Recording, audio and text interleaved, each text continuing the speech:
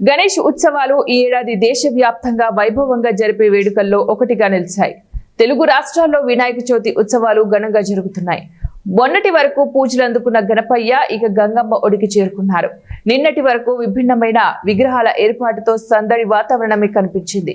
ఇక నిమజ్జనం సందర్భంగా గణేష్ లడ్డూల వేలం ప్రతి ఏడాది ప్రజల్లో ఎంతో ఆసక్తి కలిగిస్తుంది. లడ్డూల వేలం ధరలు ప్రతి ఏడాది ఆకాశాన్ని అంటుతున్నాయి.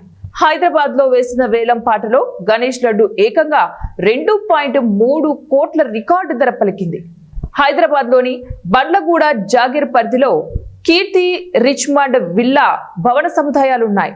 ప్రతి ఏడాది వినాయక చవితి నిమజ్జనం సందర్భంగా ఈ పేరు వైరల్ అవుతుంది. ఎందుకంటే వేలం పాటలో ప్రతి ఏడాది గణేష్ లడ్డు పాత రికార్డును తిరగరాస్తుంది.